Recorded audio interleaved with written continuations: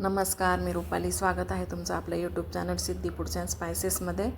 तर मी मुगाची उसळ शिजत घातली, तोपर्यंत म्हटलं भाकरी करून घेऊ. कॅमेरा चालूच राहून गेला आता, तर ते भाकरी करतानाचा व्हिडिओ आला म्हणून म्हटलं चला सेपरेट व्हिडिओ आपण आता भाकरींचा टाकून देऊ. तर मी इथे आता भाकरी तवा गरम करत ठेवलेला आहे. तर आपण भाकरी करून घेऊया. इथे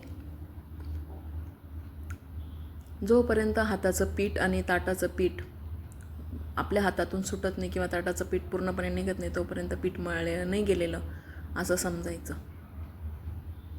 तर बघा इथे भाकरीचं पीठ, ताट किती स्वच्छ आहे, एकदम व्यवस्थितपणे पीठ मळलं गेलेलं आहे.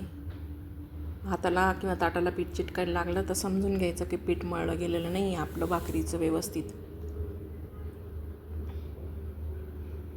ही पहिली भाकरी टाकली मी इथं. आता मला 2च भाकरी करायच्या आहेत. जो ताटात खालचा भाग असतो भाकरीचा तो तव्यावर वरती करायचा असतो आणि त्याला पाणी लावून घ्यावं लागतं. असं पाणी लावून घेतलं मी. आता हे पीठ मळून घेऊ दुसऱ्या भाकरीचं. हे पीठ मला चिटकतं आहे हाताला, म्हणजेच माझंवालं पीठ व्यवस्थितपणे मळलं गेलेलं नाही आहे. भाकर ओलथून दिली मी इकडे, आणि भाकर जी दोघं बाजूने तव्यावरच भाजायची, गॅसच्या फ्लेमवर भाजायची नाही. मागच्या एका व्हिडिओमध्ये पण कदाचित मी तुम्हाला दाखवलेलं आहे. छान इथं पीठ मळलं गेलेलं, अजून काही व्यवस्थित मळलं नाही गेलेलं आहे. हे जसं पाहिजे मला तसं हाताला चिटकतं ना, ते घेऊन पिठाची कन्सिस्टन्सी अशी पाहिजे की ते हाताला पण नीट चिटकलं पाहिजे आणि ताटाला पण नाही चिटकलं पाहिजे. अशा पद्धतीने आपलं पीठ मळलं गेलं पाहिजे भाकरीचं.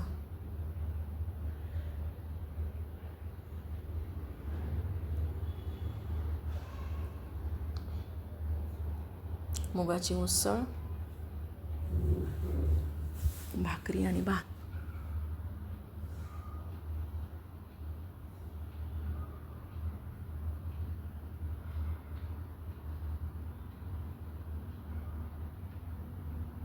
आत्ता खरं मळलं गेलं बघा पीठ. इकडे आता ही भाकरी शिजली असेल आपली, हिला उलथून देऊया. तव्यावरच मी तिला दुसरी बाजू पण तव्यावरच शेकून घेणार आहे तिची. भाकरी बघा कशी टम्म फुगली, बघितले पुरीसारखी फुगली की नाही भाकरी.